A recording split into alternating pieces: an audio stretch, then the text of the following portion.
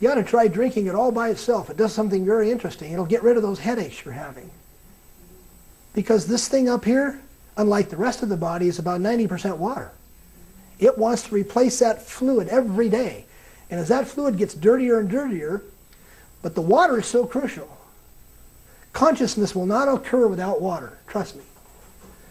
Water and consciousness go hand in hand.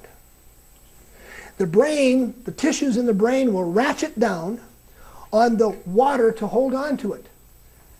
It's called microcellular ratcheting. And it'll create headaches, doozies. The brain is attempting to hold on to the water. It can't operate without water. Now, one more type of nanostructures produced by chemical synthesis, produced by a bottom-up approach, is semiconductor nanowires. There's many ways to make one-dimensional nanowires. One particular powerful way I have been working on is the so-called vapor liquid solids growth of nanowires. It comes from the ideas you can take a tiny, tiny seed particles, nanoscale particles, function as a catalyst. For example, if you want to grow silicon nanowires, you can take a gold nanoparticles and heat it up above, say, 400 degrees C also, and pass silicon precursors. It could be silane. And these precursors decompose and deposit into gold nanoparticles. If you look at the phase diagram, when you mix gold and silicon together, they melt at really, really low temperature. Go along, the melting point is about 1,000 degrees C. And silicon alone, the melting point is about 1,400 degrees C. But when you melt these two things, you mix these two things together, the melting point is 360 degrees C. It's really, really low. So using these properties, at about 400 degrees C also, you can add silicon into gold and then make a liquid droplet. So if you keep adding silicon into this droplet, then silicon supersaturate, it's going to nucleate and grow into one-dimensional nanowire structures. It's due to this tiny size which defines the nanowire structure.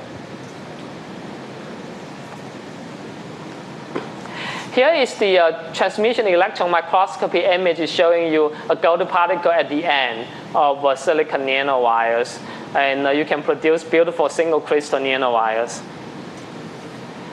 So there are other nanoscale structures made by nature in addition to this artificial nanostructure made by human beings.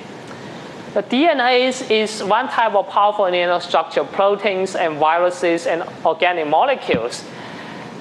So given all these structures, what kind of things you can do? What useful things you can do to the human being? So you have carbon nanotubes, semiconductor nanowires, semiconductor quantum dots, DNAs, proteins. You have carbon-60s. So over the last 15 years, people have been really creative in using these materials for different type of application. Now let me give you several examples.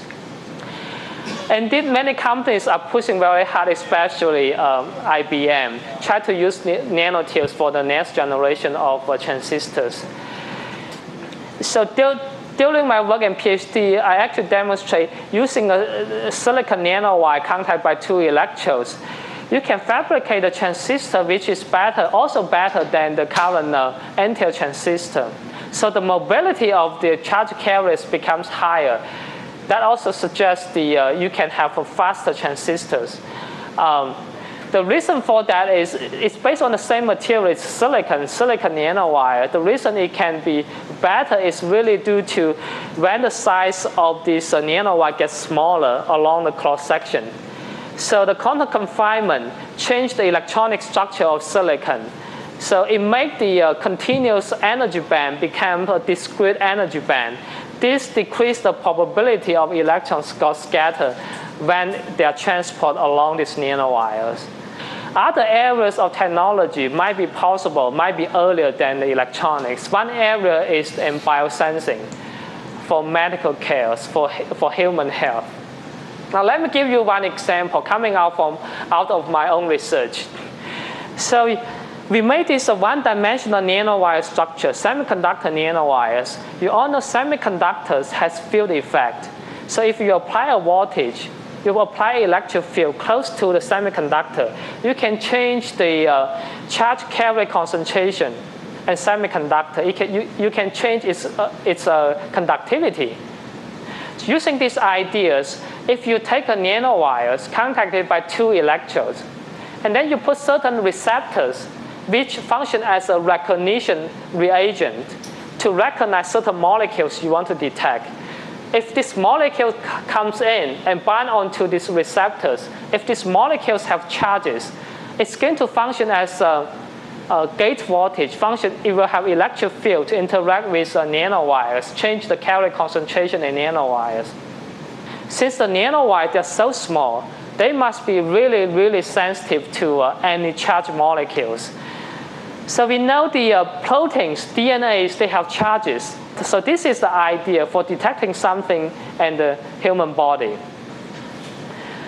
The advantages of this technique is, since the wire is small, it's sensitive, as I mentioned. And second, this is purely based on the electrical current and conductance measurement. You don't need to label any molecules. This is really different from the existing current technology. So they need to go through extensive radioactive labeling, for example. So a nanowire sensor doesn't need to do that. And imagine if you can bring a lot of nanowires together, you can do array-based of sensing. If you have 1,000 of these nanowires, each one has different receptors, you can detect different molecules at the same time. Here's one example. We were doing the cancer marker detection. So for many types of cancers, before the cancer really developed to the late stage, the human body already has some change in the blood. For example, for prostate cancer is a killer, and it's a killer in US for the man. It has a specific cancer markers. It's called prostate. It's called PSA, prostate specific antigen. It's a protein. If a man gets a prostate cancer in the early stage, this protein concentration will go up. So if we can find the antibody, we label the nanowire with the antibody of these cancer markers, then you can detect it in a really early stage.